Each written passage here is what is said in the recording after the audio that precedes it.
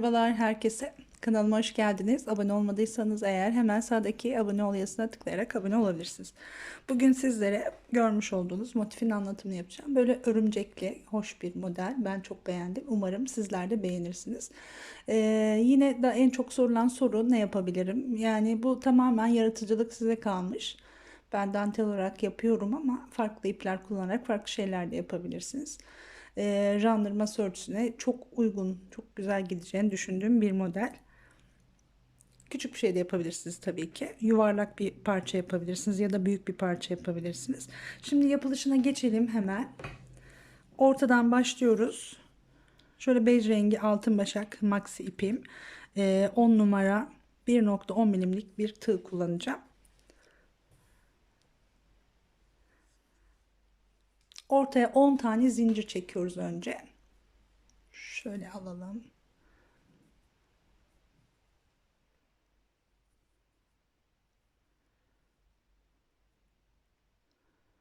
Evet. 1, 2, 3, 4, 5, 6, 7, 8, 9 ve 10. 10 tane zincirimizi çektik. Modeli netliyor kamera.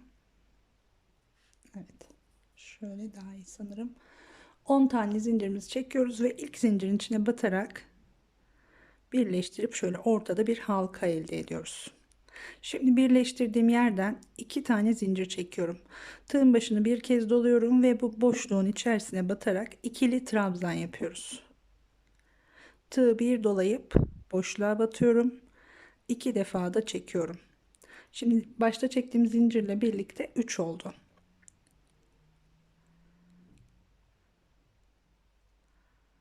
Evet. 4.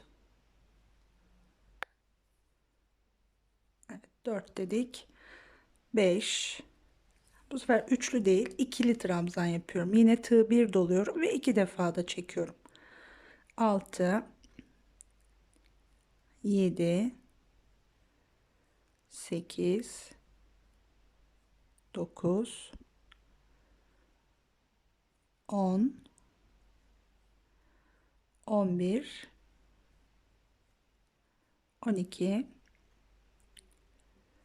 13, 14, 15, 16, 17, 18,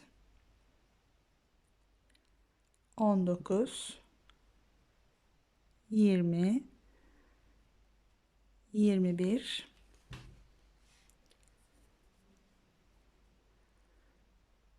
22, 23 ve 24. Evet, 24 tane trabzan yaptık. Şimdi ilk yaptığımız trabzanın üzerine batarak bu 24 trabzanı şöyle birleştiriyoruz. Şu ortadaki ipimizi de arkaya gizlemiş olduk.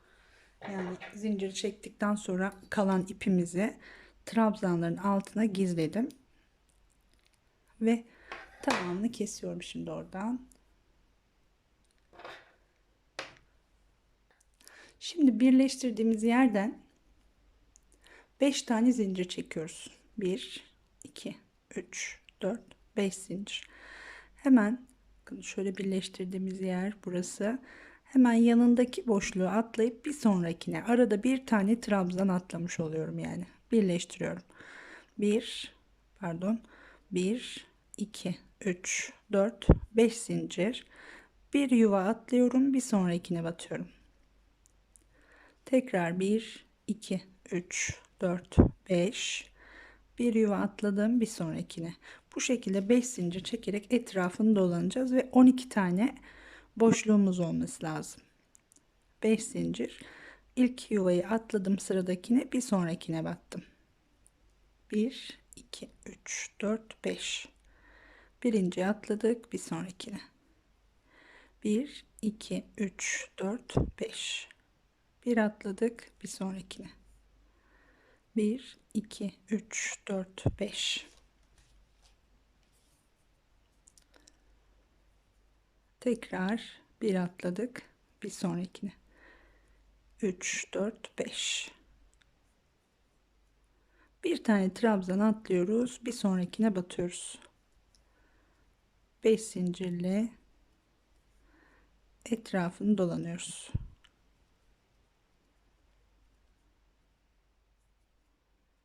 Sona geldik. Şimdi sonda da bir tane boşluk var. Şurada birleştirdiğimiz noktaya batarak birleştireceğiz.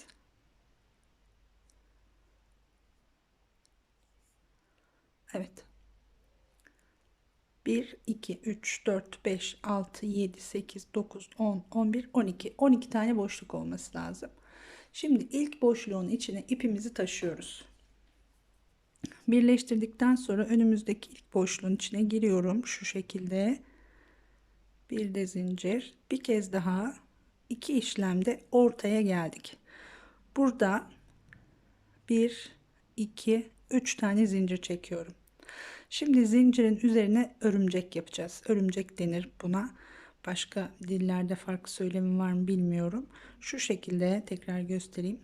3 trabzan uzunluğu şeklinde ipimizi çekelim. Şöyle zincir çeker gibi 3 tane ilmek var bakın elimde. Bir ilmeğin arasından doğru giriyorum. Burayı kapatıyorum. Şimdi tığ bir kez dolayıp bir sonraki boşluğun içine batıyorum. Normal üçlü trabzan yapıyorum. Önce bir ilmek, sonra 2, sonra 2 şeklinde. Şöyle örümcek dediğimiz olay bu. Daha çok liflerde falan kullanılır ama dantelde de gayet güzel duruyor. Yani burada dikkat etmemiz gereken şunun boyutu. Şimdi 3 trabzan ya da 4 trabzan büyüklüğünde şöyle tığıma ipimi çekiyorum. Bunu buradan alıp buraya geçiriyorum. Bakın şurayı da tutuyorum şöyle 2 ilmek bu tarafta, tek ilmek bu tarafta. Arasına girip burayı sıkıştırıyorum. Şöyle 3 tane ilmek var bakın burada. Şimdi tığ bir dolayıp bir sonraki boşluğa geliyoruz. 1, 2, 3 de çıkıyoruz. Bu şekilde etrafını dolanacağız. Dolanırken dikkat etmeniz gereken dediğim gibi bunların boyutu, gerdirme yaparsa eğer biraz daha uzun yapmanız gerekiyor. Şimdi trabzandan sonra tekrar uzatıyorum ilmeği. Şuradan tutuyorum bakın. Buradan geçirdim. Hemen aradaki tuttuğum boşluktan girip bir sık iğne yaparak tepesini kapatıyorum. Tekrar bir zincir. Geliyoruz bir sonraki boşluğa. Bir tane trabzan. Şimdi bu şekilde etrafını dolanıyoruz. Trabzanı yaptık. İlmeği çekiyorum. Şuradan dipten tutuyorum. Çekme boyunu ayarladıktan sonra bakın buradan ilmeği alıyorum. Sonra hemen aradaki boşluğa girerek bir sık iğne ile kapattım. Bu kadar. Dediğim gibi bunun uzunluğuna dikkat etmek gerekiyor. Ne çok uzun ne çok kısa. Hepsini aynı ayarda yapmamız lazım. Şuradaki biraz kısa kaldı mesela benim şimdi. Yavaş yaparken sanıyorum kaçırdım orayı. Şöyle bir doladım. Bir trabzan yaptım. Tekrar uzattım ilmeği. Buradan aldım. Arasından geçirip sık iğne ile sıkıştırdım. Ve bir tane de trabzan. Trabzanı yaptıktan sonra tekrar ilmeği uzatıyorum. Bak parmağımı buraya koydum. Şuradaki ayrımı sağlamak için parmağımı koyuyorum. Yoksa ki parmak koymadan da yapabilirsiniz. Daha rahat gösterebilmek açısından da yapıyorum. Ve bir trabzan. Tekrar uzattık. Parmak koymadan bakın şöyle yaptık. Dipten doğru bir ilmeği alıp şöyle sıkıştırabilirsiniz.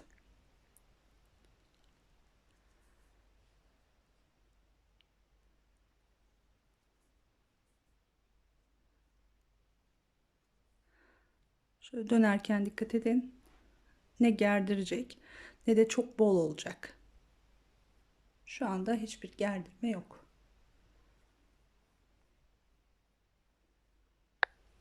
Evet, şimdi sona kadar gelelim.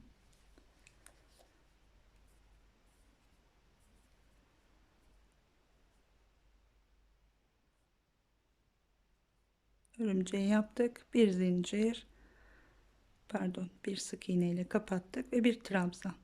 Tekrar örümceği yapıyoruz. Sık iğne ile kapatıyoruz.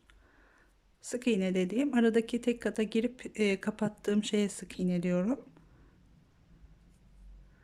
Ona bağlama da diyebiliriz. Şimdi aldım. Aradan girdim. İlmeği aldım ve kapattım. Evet, sona geldik. Şimdi şurada 3 tane zincirle başlamıştık zaten. Geliyoruz buradaki 1 2 3 sayıp hemen bu örümceğin dibine batarak birleştiriyorum. Evet. Bundan sonraki de yine bir örümcek deseniyle gidecek. Şimdi burada örümceklerin üzerine hiçbir şey yapmıyoruz. Ve buradan 1, 2, 3, 4, 5, 6 tane zincir çekelim. 6 zincirin üzerine bir örümcek yapıyoruz. Buradaki örümceği biraz daha uzun tutuyoruz. Şimdi burada beşli trabzan yapacağız. Beşli trabzan boyutunda bir örümceğimiz olacak. Şu aşağıda yaptığımızdan biraz daha uzun. Şu zincir boyutu kadar. Bu kadar çekiyorum. Aynı şekilde örümceği yapıyorum. Şimdi tığın başına 1, 2, 3 defa doladım.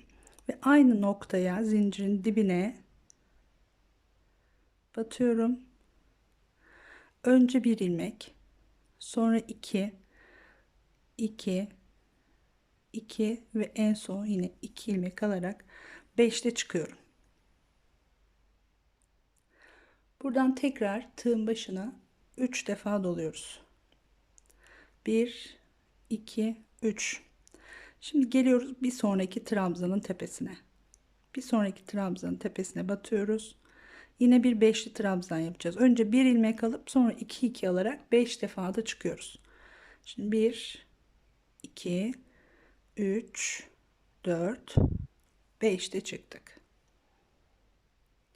Tekrar burada örümcek yapıyoruz. Uzatıyoruz. Şu bakın beşli trabzan boyu kadar uzatmamız gerekiyor burada. Uzattım. Boşluğa tek ilmeğin arasından girdim ve kapattım.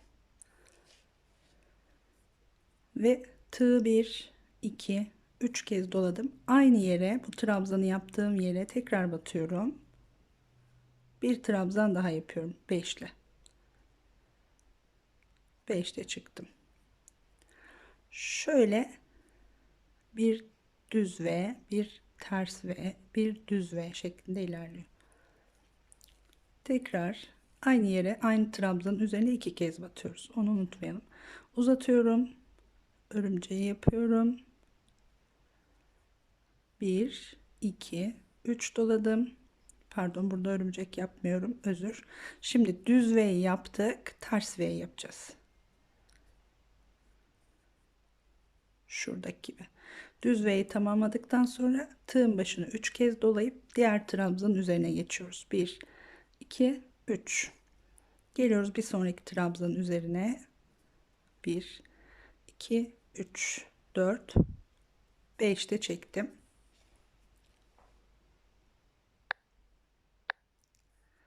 5'te çektim. Ters V yapmış olduk. Şimdi örümceği yapıyorum. Tekrar tığın başını 1, 2, 3 doladım. Düz V yapacağım. Aynı yere tekrar batıyorum. 1, 2, 3, 4 ve 5. 5'te çıktık. Tekrar tığı 3 defa doluyoruz. Şimdi bir sonrakine geçiyoruz. 1, 2, 3, 4, 5'te çıkıyoruz. Evet, ipim kendini yerlere atıyor. Şimdi tekrar ters V yapmış olduk. Şimdi düz V yapmak için örümceği yapacağız. Uzatıyoruz. Buradan geçirdik ve tek ilmeğin arasından geçirdik. 1, 2, 3 doladık. Aynı yere tekrar batıyoruz. 3, 4, 5'te çıktık. Bu şekilde bir düz ve bir ters ve bir düz ve şeklinde. Şimdi dediğim gibi burada da yine aynı alt sıradaki gibi şuranın gerdirmemesine dikkat etmeniz gerekiyor. Yani gerdiriyorsa bunlar kısa kalıyor demektir. daha uzun yapabilirsiniz. Şimdi 3 doladım. Tekrar bir sonraki trabzanın tepesine giriyorum. 1 2 3 4 5 de çıktım. Uzatıyorum. İlmeğin arasından geçirdim ve tek ilmeğin arasından tekrar girdim. Örümceği yaptım. 1 2 3 doladım, aynı yere tekrar batıyorum. 2 3 4 5 de çıktık. Yani her trabzanın üzerine bakın 2 defa batmış oluyoruz. Şimdi 1 2 3 dolayıp direkt geçiyoruz trabzanın üzerine. Bir tane beşli yapıyoruz. İpimizi uzatıp örümceği yapıyoruz. Sonra tekrar 3 defa tığ dolayıp aynı yere tekrar batıyoruz. 1 2 3 4 5 de çıkıyoruz.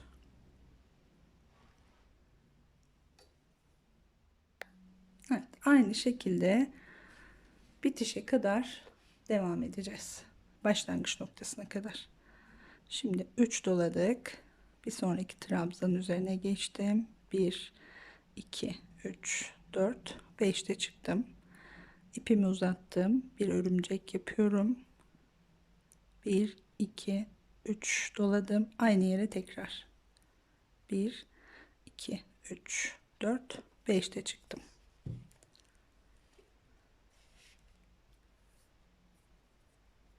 İki kez battıktan sonra direkt tığı 3 kez doladık ve bir sonraki trabzan üzerine geçtik. 5 de çıktık. Bir ters V yaptık. Şimdi uzatıyoruz. Bir örümcek. 1 2 3 doladık. Aynı yere bir daha batıyoruz.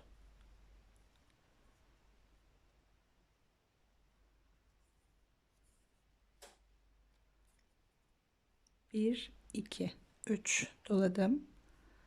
Trabzanın üzerine direkt geçiş yaptım.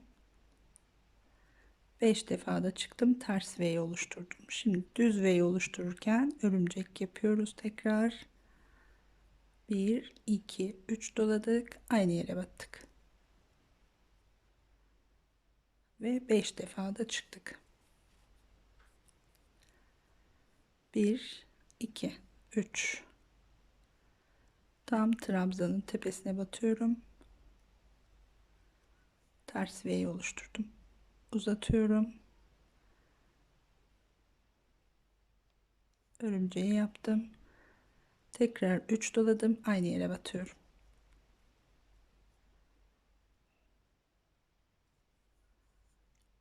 Şu anda hiçbir gerdirme yok. Zaten burada örümceğin üzerine sık iğne gideceğiz şimdi. 1 2 3 doladık. Tekrar 5'te çıktık. Ve bir örümcek. 3 doladık. Aynı yere tekrar batıyoruz.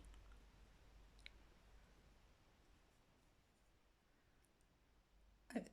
Şimdi sona geldik. Yine 1 2 3 doladık. Buradaki son trabzanın üzerine batıyoruz. Ters V yaptık. Uzatıyoruz. Örümceği yapıyoruz. Tekrar 3 dolayıp aynı trabzanın üzerine yine batıyorum.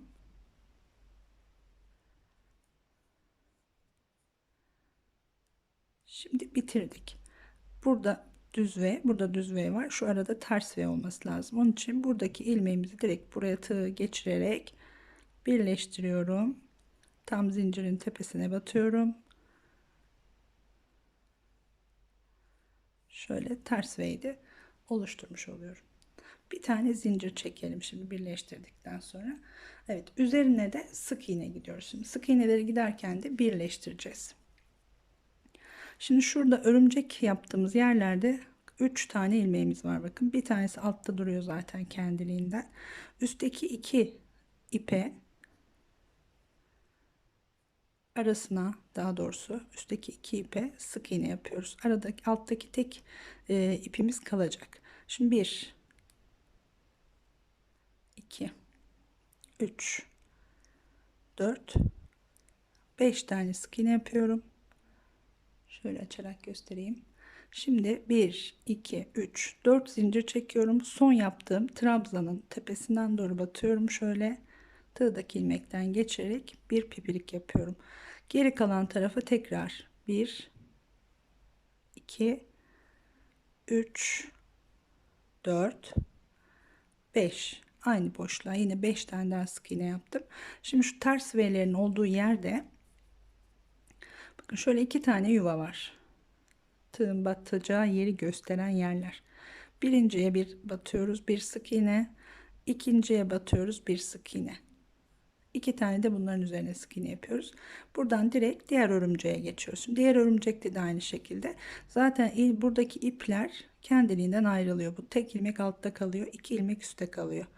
Bu 2 ilmeğin üzerine tekrar giriyorum. 1, 2, 3, 4, 5 sık iğne ve bir tane pipirik yapıyoruz yine.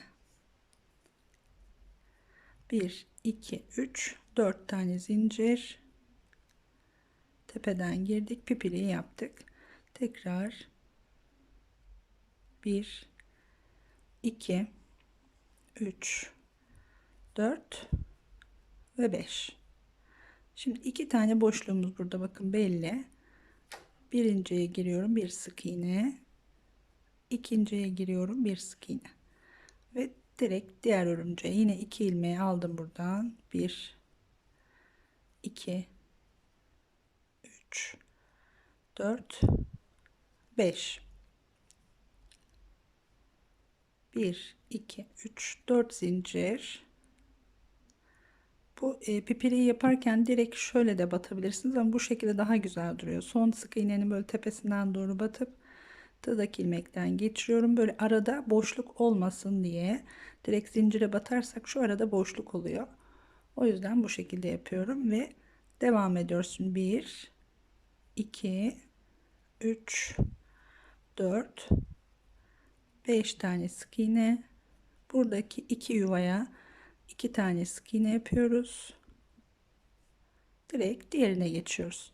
Son sıramız bu şekilde. Şimdi 3 tane pipirikten de ekliyorum. 3, 4, 1, 2. Şimdi 2 zincir çektim. Eklemeyi göstereceğim. Şöyle 2 tane motife ekledim ben. 3 tane pipirikten örerken ekliyoruz. Tabi bunu şöyle ekleyeceğim ben şimdi. Kare yapmak için bu şekilde eklememiz gerekiyor. Eğer farklı biçimlerde yapmak istersek ikişer pipirikten ekleyerek de yapabiliriz. Yani baklava dilimi şeklinde ya da yuvarlak yapacaksak eğer yuvarlakta ikişer ikişer eklemek gerekiyor şu aralara sokmak için. Şimdi en münasibi bence bunun kare olması. Şöyle daha düzgün duracak. Bir tane de buraya 3 pipirik 3 pipirikten ekleyeceğiz. Şimdi 2 tane zincir çektim. Pipirik yaparken normalde 4 zincir çekiyoruz. Ekleyeceğim için buraya 2 tane zincir çekiyorum ve diğer motifi alıyorum.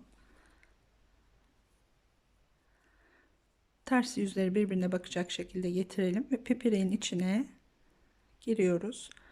Birleştirip 2 tane daha zincir çekip dönüyorum. Şimdi örmeye devam ediyorum. Aynı şekilde pipiriği yapıyorum buraya. Sonra 5 tane sık iğne. 2, 3, 4, 5. Şu ara geçişte 2 tane sık iğneyi yapıyoruz. Direkt diğer örümceğe geçiyorum. 1, 2, 3, 4, 5. 2 tane zincir. Döndük tekrar. Şimdi ikinci pipiriğe geliyoruz. Birleştiriyoruz. Sonra tekrar 2 zincir çekip dönüyorum. Pipiriği yapıyorum aynı şekilde ve 1, 2, 3, 4, 5 tane sık iğne. Tekrar geçişte 2 sık iğne yapıyoruz. 1, 2.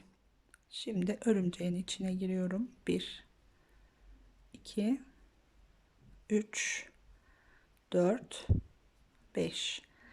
Evet, 2 zincir ve son üçüncü pipirikten de arasına giriyorum. Birleştirdim. Tekrar 2 tane zincir çektim, döndüm. Şu şekilde 3 pipirikten eklemiş olduk. Şimdi diğer tarafı aynı şekilde devam edecek. Pipiriği yapalım. 2 zincir çektik.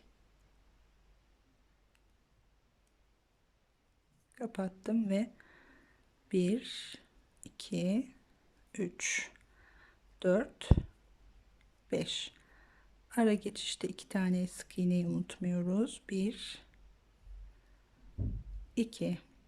Tekrar bir sonrakine geçtim şimdi. 2, 3, 4, 5. 1, 2, 3, 4. Artık ekleme işimiz bittiği için 4 tane zincir çekip pipiliğimizi yapabiliriz.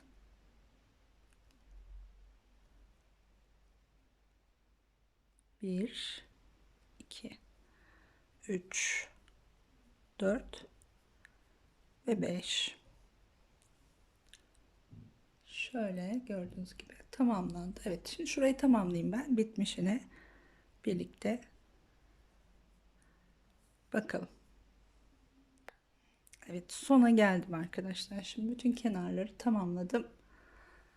Burada da yine en son 5 tane sık iğneyi yaptıktan sonra yine şu geçişteki bir ve ikinci sık iğneyi yapıyorum. Şu şekilde ilk sık iğnenin üzerine batarak birleştirme yapıyorum. Bir tane de zincir çekelim. Artık ipimizi kesebiliriz.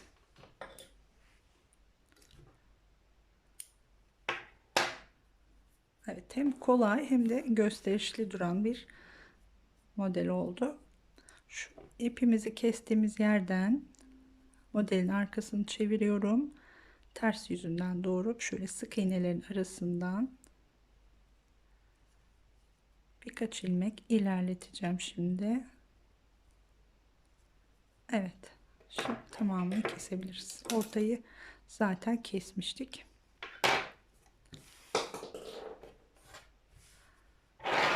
Şu ütülediğimizde tabii daha güzel duracaktır. Bakın gayet hoş duruyor. Ben çok beğendim. Güpür dantel gibi bir görüntüsü var. Evet, sormak istediğim bir şey olursa bana yorumlardan yazabilirsiniz. Oradan yardımcı olmaya çalışırım. Ayrıca beğenip beğenmediğinizi de yazarsanız tabii ki çok sevinirim. Şimdilik bu kadar arkadaşlar. Başka modellerde görüşmek üzere diyorum. Hoşça kalın.